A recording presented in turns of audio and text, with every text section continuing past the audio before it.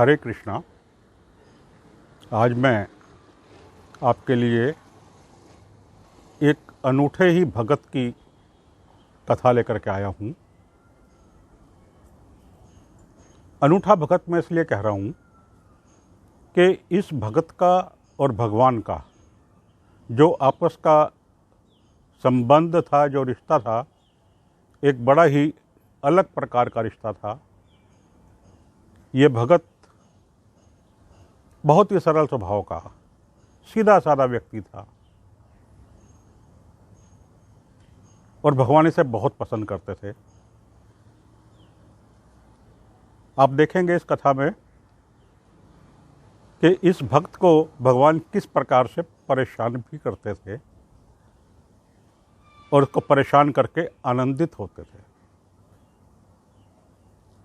दूसरी बात जो हम आज की कथा में देखेंगे वो ये देखेंगे कि भगवान को कैसे लोग पसंद हैं। तो अब मैं मूल कथा पे आता हूँ। तो हुआ यूं कि एक घर में एक बच्चे का जन्म हुआ। धीरे धीरे समय के अनुसार बच्चा बड़ा होता गया।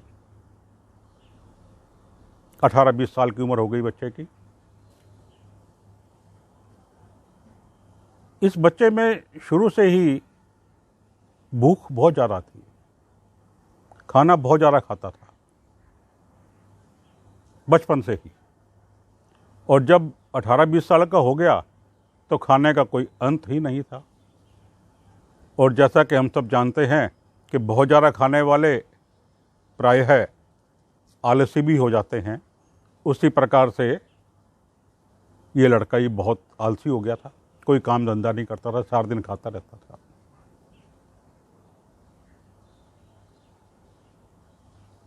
घर के 4-5 लोग थे, सब खाना खा खा के उठ जाते थे और ये अकेला लगा रहता था। सबके बराबर ये अकेला खाता था। खाना खाता और लेट जाता, खाना खाता और लेट जाता, काम धंधा कोई करना नहीं था। उठता, फिर खाना खाता, फिर लेट जाता। घर वाले भी सारे परेशान हो गए। एक दिन घर वालों ने परेशान होकर के उसे कहा कि भैया बहुत हो गया, अब हम तुझे नहीं रख सकते, तो तुम जाओ और अपना ठिकाना ढूंढ लो। उसने कहा मैं कहाँ जाऊंगा, मैं तो यहीं आपके साथ ही रहूंगा, मुझे कौन सा ठिकाना है, मेरा तो ठिकाना यही है।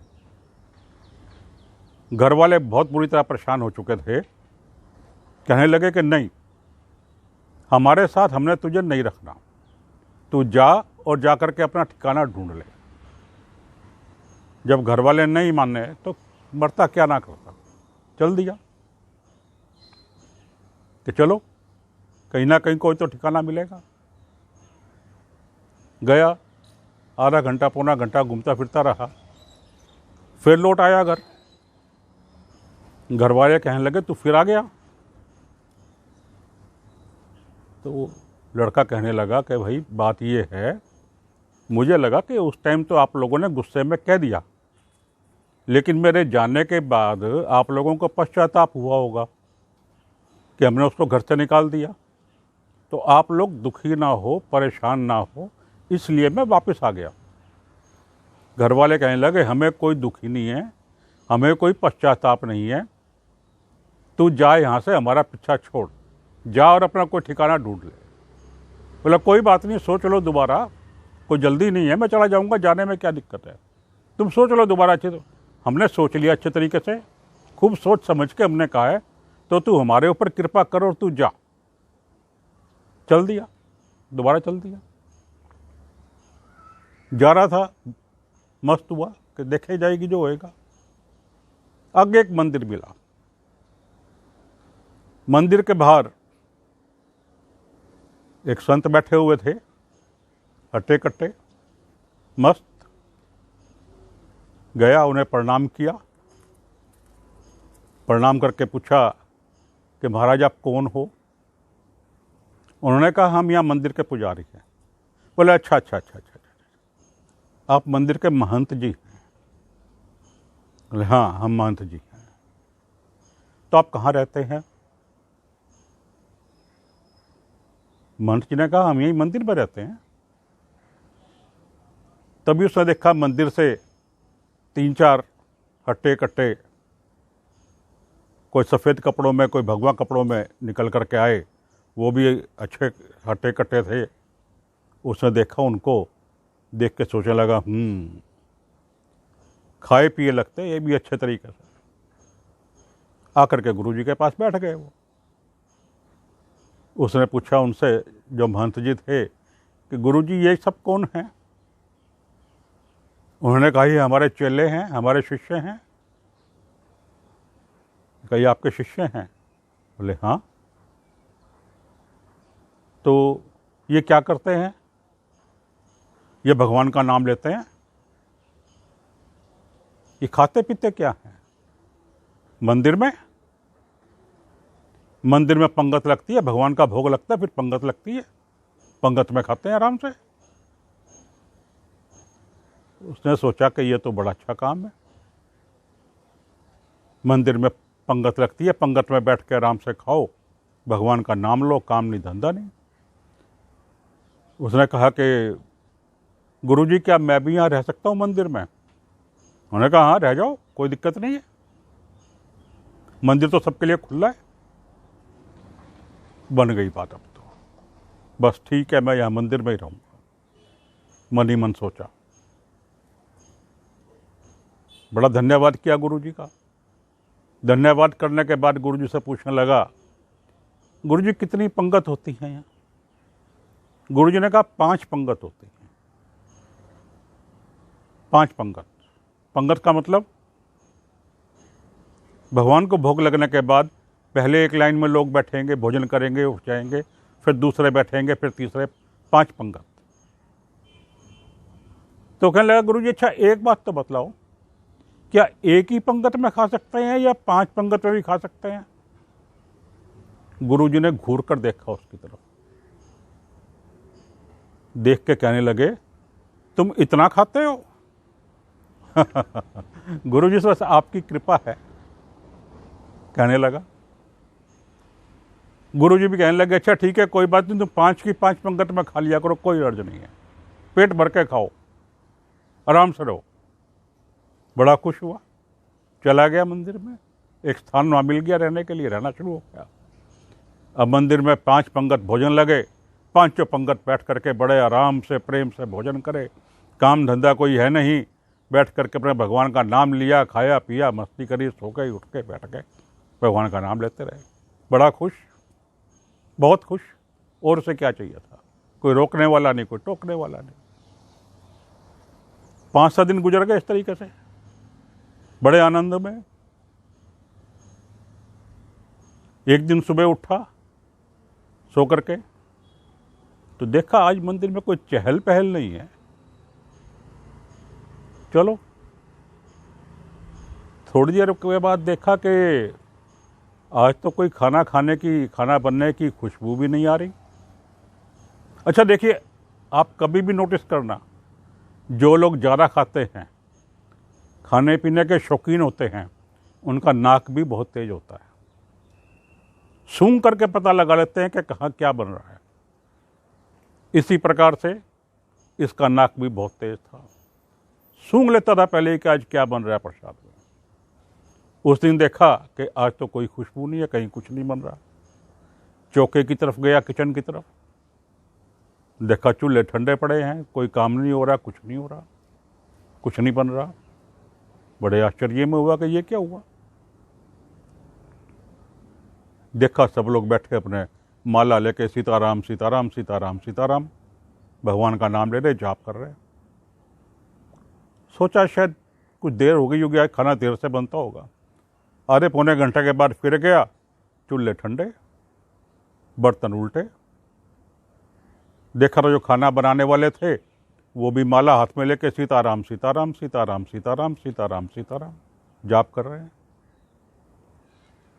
बड़ी समस्या खड़ी हो गई है। तो सीधा पहुंचा गुरुजी के पास, बोला गुरुजी आज प्रसाद नहीं बनेगा, भोजन नहीं बनेगा। गुरुजी कहने लगे ओहो हम तुम्हें बताना भूल गए, आज एकादशी है, तो एकादशी को व्रत होता है, भोजन नहीं बनता है। तो उसने कहा फिर गुरुजी आज एकादशी है तो आज क्या खाएंगे? आज कुछ नहीं खाएंगे, आज तो व्रत है, एकादशी है, तो आज खाने को कुछ नहीं मिलेगा, बिल्कुल कुछ नहीं मिलेगा, आज तो व्रत रहेगा। बोला गुरुजी अगर आज ये एकादशी मेरी हो गई तो मेरे जीवन में तो द्वादशी फिर आएगी ही नहीं। बोले क्या मतलब? बोले अगर मुझे खाने को नहीं मिलेगा तो मेरा तो शाम तक राम राम सत्य हो लेगा, मेरे जीवन में तो फिर द्वादशी तो आएगी ही नहीं। मैं तो बिना खाए पिए रह नहीं सकता, मुझे तो खाना तो जरूर चाहिए। गुरुजी कहने लगे खाने के बिना नहीं रह सकता? बोले नहीं गुरुजी, मैं तो खाने के बिना तो नहीं रह सकता।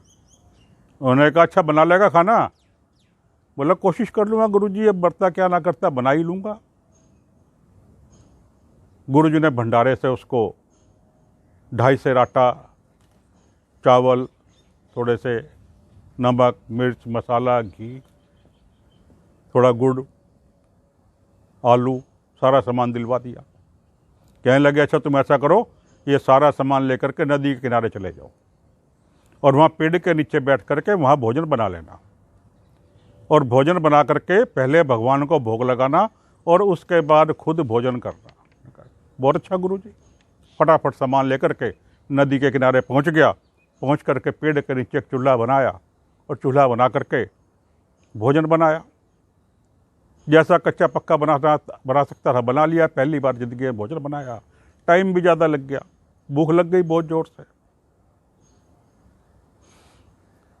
चलो जो भी अब खाना तो है ही। याद आया कि गुरुजी ने कहा था कि भगवान को भोग लगाना। अब सारा भोजन बना के थाली में सजा करके बैठ गया, भगवान को बुलाया। तो भगवान को जो बुलाने का है, ब्रह्मलीन स्वामी राजेश्वरानंद जी सरस्वती बहुत सुंदर सुनाते थे, एक भजन टाइप से। कहने लगा श्री राम आइए, राजा राम आइए, मेरे भोजन का भोग लगाइए, ओ मेरे भोजन का भोग लगाइए। भगवान नहीं आए। दोबारा बोला मेरे राम आइए, राजा राम आइए, मेरे भोजन का भोग लगाइए। भगवान फिर भी नहीं आए। सोचने लगा भगवान तो आ नहीं रहे, अब क्या करूं? भगवान को भोग लगाए बिना तो मैंने भोजन करना नहीं है। कहने लगा देखो भगवान बात ये है, मेरे पास तो ना धूप है, ना अगर है, कुछ नहीं है, ना मंत्र है, मेरे पास तो ये रूखा सूखा भोजन है, मीठे के नाम पे थोड़ा सा गुड़ है और नदी का जल है। आ जाओ आकर के भोग लगा लो, रूखा सूखा ही खा लो आज। भगवान नहीं आए।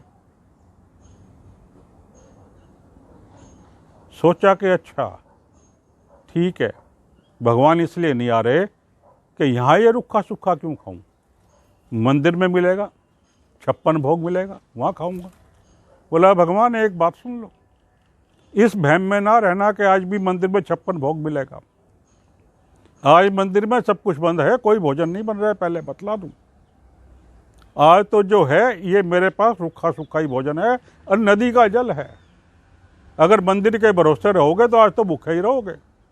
आ जाओ फटाफट और आकर के जो मिल रहा है खा लो। भगवान को उस पर दया आई और भगवान श्री राम और सीता जी तुरंत प्रकट हो गए। भगवान को देखा बड़ा खुश हुआ, सीता जी को देखा मुंह उतर गया। अब कभी भगवान को देखे, सीता जी को देखे, कभी अपने भोजन को देखे, कभी भगवान को देखे, सीता जी को देखे, कभी अपने भोजन को देखे। भगवान कहने लगे क्या हुआ? नहीं नहीं नहीं नहीं हुआ कुछ नहीं, हो गया। आप बड़े अच्छे लग रहे हैं मुझे, बड़े सुंदर लग रहे हैं, बहुत सुंदर है आपके दर्शन। मैं तृप्त हो गया आपके दर्शन करके। भगवान का चरण स्पर्श किए, भगवान का चरण स्पर्श करके सीता जी को प्रणाम किया, फिर सीता जी की तरफ देखा, फिर भोजन की तरफ ले जाए। भगवान बोले हुआ क्या? अरे नहीं नहीं नहीं नहीं, कुछ नहीं हुआ। मैं तो समझा था कि चलो खैर आप आओगे, चलो बड़ी अच्छी बात है, सीता मैया भी साथ आई हैं, आप तो भोजन करो, थोड़ी बहुत एकादशी तो मेरी आप करवाई दोगे आज। गुरु जी तो पूरी करवाते हैं, आप भी थोड़ी बहुत तो करवाए, चलो कोई बात नहीं, जो भी, आप तो भोजन करो। भगवान बैठ गए, सीता माता बैठ गई, दोनों को उसने भोजन कराया। भोजन करा के जब भगवान जाने लगे तो बोला हाथ जोड़ करके, भगवान एक प्रार्थना है। भगवान ने कहा बोलो।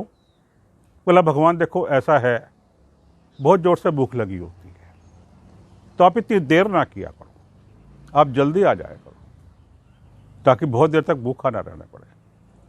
भगवान मुस्कुराए और मुस्कुरा करके चले गए। प्रसाद पाया, प्रसाद खा करके वापस आ गया मंदिर में। महंत जी ने पूछा कि हाँ भोग लगा दिया था? जी लगा दिया था। ठीक है, बात आएगी। 15 दिन के बाद फिर एकादशी, मंदिर का चौका फिर बंद। फिर गुरु जी के पास पहुंचा, गुरु जी आज फिर एकादशी? हाँ आज फिर एकादशी है।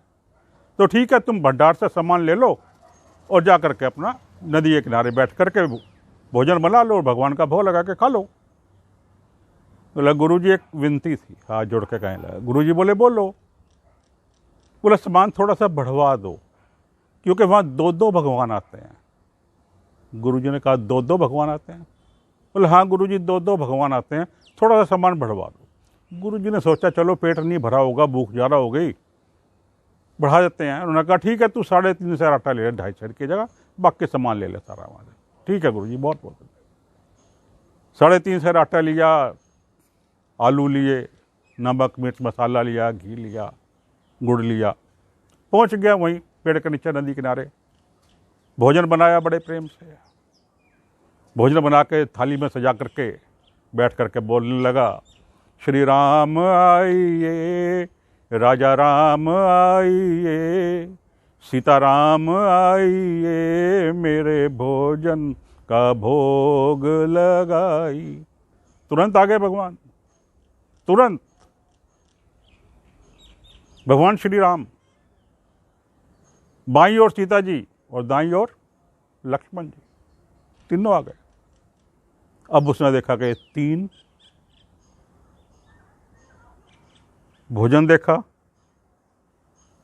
घबरा गया। 3 आए, भगवान को देख के भगवान के चरण स्पर्श किए, बड़ा खुश हुआ। भगवान बोले क्यों, आज क्या हुआ? नहीं नहीं नहीं नहीं नहीं, ऐसा कुछ नहीं, ऐसा कुछ नहीं, आप आए, बड़े अच्छे लगते हैं, आप बहुत अच्छे लगते हैं, बड़ा आनंद आता है आपको देख कर। चलो मैंने तो खैर प्रबंध 2 का किया था, 3, चलो कोई बात नहीं, भोजन तैयार है, आप तो भोजन पाओ, तैयार है भोजन, कोई बात नहीं। भगवान ने कहा नहीं इसमें क्या, नहीं नहीं नहीं कोई बात। अच्छा भगवान एक बात तो बतलाओ, ये कौन है आपके साथ? भगवान ने कहा हमारे भाई हैं, हमारे छोटे भाई हैं। आपके छोटे भाई हैं? हाँ हमारे छोटे भाई हैं। नहीं मतलब लगे बंधे कुनबे वाले भाई हैं या सगे भाई हैं? नहीं नहीं, भगवान ने कहा ये हमारे सगे छोटे भाई हैं, ये हमारे सगे छोटे भाई हैं लक्ष्मण। लगते तो नहीं।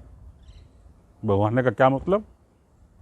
ना तो शक्ल सूरत आपकी तरह है और आप इतने शांत, इनके तो चेहरे पे गुस्सा टपकता है। भगवान सुन के हंस पड़े, सीता जी भी मुस्कुरा गई। लक्ष्मण जी सोचा कि आज प्रभु कहाँ ले आए, आते ही क्या सुंदर स्वागत हो रहा है, अच्छा फंसाया आज तो, चलो जैसे प्रभु की इच्छा। ठीक है प्रभु कोई बात नहीं, थोड़ी बहुत एकादशी सही, एकादशी है थोड़ी बहुत तो होनी भी चाहिए, चलो आप करवा ही देंगे। ठीक है ठीक, आइए बैठिए, प्रसाद पाइए। बैठ गए, राम जी सीता जी लक्ष्मण जी तीनों बैठ गए, प्रसाद पाया, भोजन पाया, चलने लगे, हाथ जोड़ के खड़ा हो गया। भगवान ने कहा बोलो। प्रभु जी एक बात तो बतला जाओ। हाँ बोलो, ये बतला जाओ अगली बार कितने लोग आओगे, ताकि मैं उसके मुताबिक ही इंतजाम करके रखूँ। भगवान हंस पड़े, हंस के कहने लगे कोई बात नहीं, हम आ जाएंगे, तुम चिंता ना करो। क्या क्या अंतर ध्यान हो गए भगवान। तो उसने जो भोजन था भोजन पाया, प्रसाद पाया, प्रसाद पा करके मंदिर। 15 दिन फिर गुजर गए, अमावस्या एकादशी तो फिर आ गई, चूल्हा चौका फिर बंद। फिर पहुंचा गुरुजी के पास। गुरुजी एकादशी है, बोले हाँ ठीक है, वहाँ से सामान ले लो भंडार से। कहने लगा गुरुजी बहुत सारे भगवान आते हैं, तो सामान बहुत ज़्यादा चाहिएगा, तो ज़्यादा सामान दिलवाओ। गुरुजी सोचने लगे ये क्या हुआ। बोले क्या मतलब। बोले गुरुजी बहुत सारे भगवान आते हैं, तो कम से कम 10 सेर आटा दिलवाओ। गुरुजी सोच में पड़ गए, 10 सेर आटा। मन में कुछ सोचा और कहने लगे अच्छा ठीक है, तू 11 सेर आटा ले ले, बाकी सामान भी ले ले। बड़ा खुश हुआ, भंडारे में गया, 11 सेर आटा लिया, साथ में आलू, नमक, मिर्च, मसाला, घी, गुड़, सारा सामान ले लिया। सिर के ऊपर उसकी गठड़ी बांध के रख के चल दिया। गुरुजी सोचने लगे कि ये जरूर सामान बेच दो, तो आज थोड़ी देर के बाद इसका पीछा करूंगा और देखूंगा कि ये क्या करता है। ठीक है जी। चेला पहुंच गया नदी किनारे, पेड़ के नीचे जा बैठा, सामान रख दिया, सारा सामान खोल लिया। आज बड़ी होशियारी करी, आज चेले ने बड़ी होशियारी की। उसने सोचा कि पहले भगवान को बुला लूं, देखता हूं कितने लोग आते हैं, उसके हिसाब से ही खाना बनाऊंगा। बैठ गया। श्री राम आइए, राजा राम आइए, सीता राम आइए, लक्ष्मण राम आइए, मेरे भोजन का भोग लगाइए। राम जी तो तैयार बैठे थे, तुरंत आ गए। और आज पूरे राम दरबार को लेकर के आए। राम जी, सीता जी, लक्ष्मण जी, भरत जी, शत्रुघ्न जी, हनुमान जी, पूरा राम दरबार आ गए। अब उसने देखा इतने लोग, दिल बैठ गया, दिल ही बैठ गया। इतने लोग आए हैं आज, कभी उनको देखे, कभी सामान को देखे।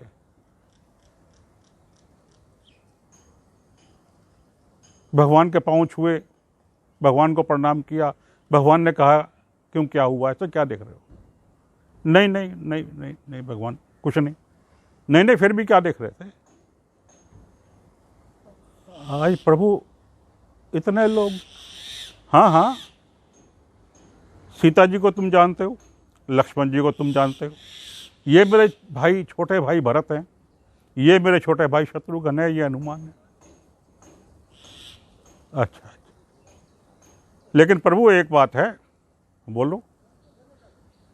आज मैंने भोजन बनाया नहीं है, ये सामान रखा है। भगवान कहने लगे क्यों नहीं बनाया, काहे को बनाऊं, जब मुझे खाने को ही नहीं मिल रहा तो मैं बनाऊं क्यों। मुझे पता है मुझे मिलेगा ही नहीं, आज इतने लोग आए, बचेगा ही नहीं मेरे, मैं क्यों बनाऊं। तो ये सामान रखा सारा, बना लो और पालो। मैं तो ये बैठ गया साइड। भगवान ने कहा देखो ये तो गलत बात है, भोजन तो तुम्हें बनाना चाहिए, मैं क्यों बनाऊं।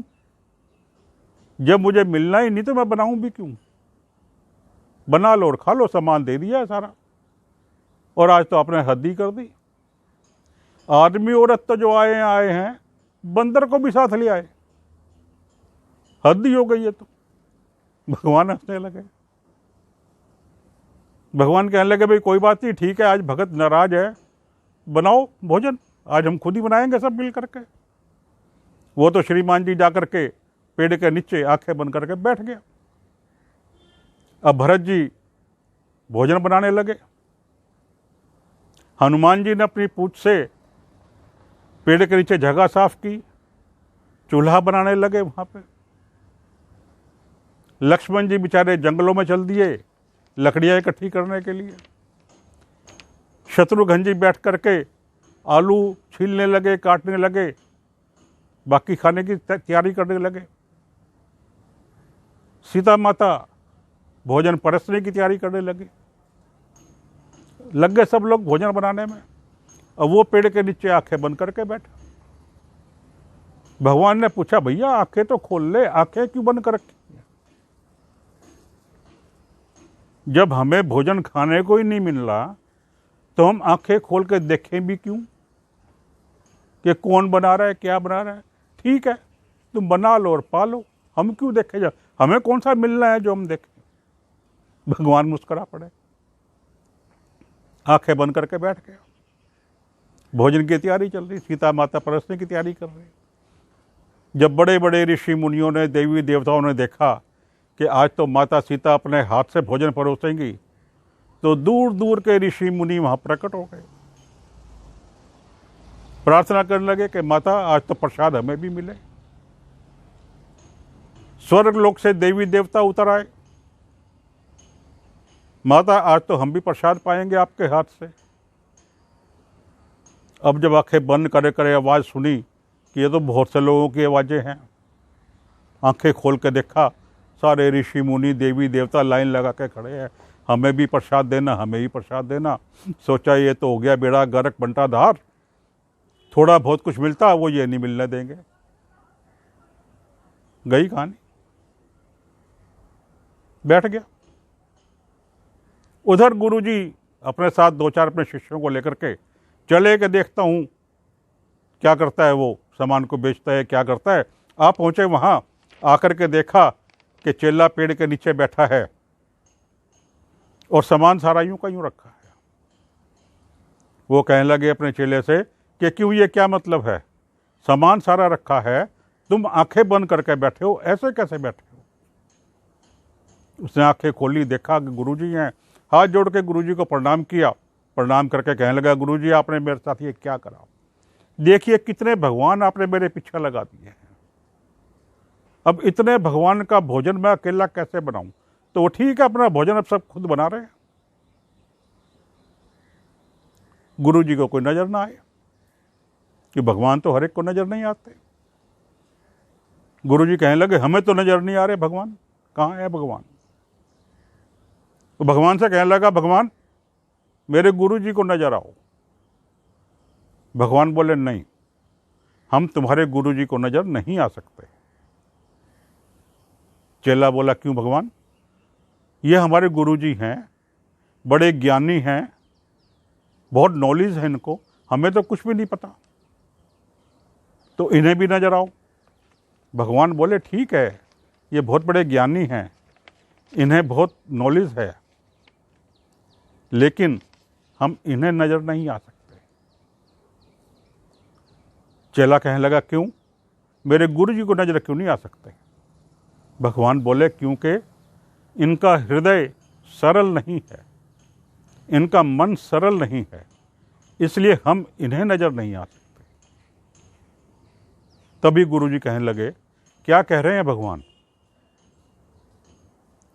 चेला कहने लगा कि भगवान कह रहे हैं कि तुम्हारे गुरुजी सरल नहीं हैं, उनके मन में सरलता नहीं है, इसलिए हम उन्हें नजर नहीं आ सकते। ये बात सुनते ही साथ गुरुजी की आंखों से आंसू आने लगे, भाव विवल हो गए, रोने लगे बुरी तरीके से, और मन में सरलता उत्पन्न हुई। ज्यों ही उनके मन में सरलता उत्पन्न हुई, भगवान प्रकट हो गए। भगवान श्री राम, सीता माता, लक्ष्मण जी, भरत, शत्रुघ्न, हनुमान जी सब प्रकट हो गए। ज्यों ही गुरु जी ने उन्हें देखा, भगवान को देखा, त्यों ही भगवान के पांव पकड़ लिए और पांव पकड़ कर रोने लगे कि भगवान आपने सही कहा कि मेरा मन सरल नहीं था। हमेशा सुनते थे कि शिष्य गुरु को भगवान के दर्शन कराते हैं, लेकिन आज मेरे शिष्य ने मुझे आपके दर्शन कराए। इस प्रकार से सरल हृदय हो तभी भगवान के दर्शन होते हैं, तभी भगवान प्रकट होते हैं। स्वामी राजेश्वरानंद जी कहा करते थे कि सरल का अर्थ है स सीता जी, र राम जी, ल लक्ष्मण जी, कि जिसके हृदय में सीता जी, राम जी और लक्ष्मण जी विराजमान होते हैं वही सरल हृदय हो सकता है, और सरल हृदय में ही वो विराजमान होते हैं और वहीं भगवान दर्शन देते हैं। बहुत सुंदर कथा है। इसके साथ साथ मैं आज आपके साथ भगवत गीता के 9वें अध्याय का 29वां श्लोक 9.29 भी लेकर के आया हूँ। वैसे तो भगवत गीता के सभी श्लोक बहुत सुंदर हैं, एक से एक सुंदर हैं, लेकिन ये श्लोक आप सुनेंगे विशेष रूप से अति सुंदर श्लोक है। 9.29 9वें अध्याय का 29वां श्लोक।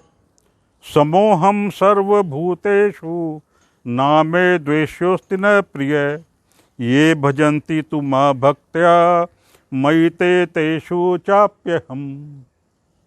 इस श्लोक में भगवान कहते हैं कि मैं ना तो किसी से द्वेष करता हूँ, ना ही किसी के साथ भेदभाव करता हूँ, मैं सबके साथ समभाव हूँ।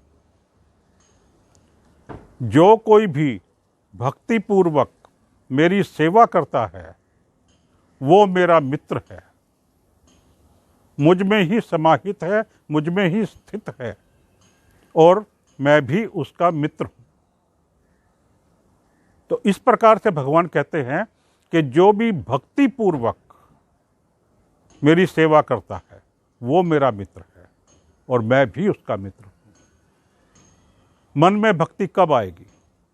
जब मन में सरलता होगी। मन में सरलता आए बिना भक्ति नहीं आ सकती, और जब तक भक्ति नहीं आएगी भगवान से मित्रता स्थापित नहीं हो सकती, जैसा कि भगवान ने 9वें अध्याय के 29वें श्लोक में कहा है। उम्मीद है आपको आज की ये कहानी पसंद आई होगी। कृपया लाइक का बटन दबाना ना भूलें। चैनल को यदि अभी सब्सक्राइब नहीं किया है तो कृपया सब्सक्राइब करें और अपने मित्रों संबंधियों को भी फॉरवर्ड करें ताकि वे भी इनका आनंद उठा सकें।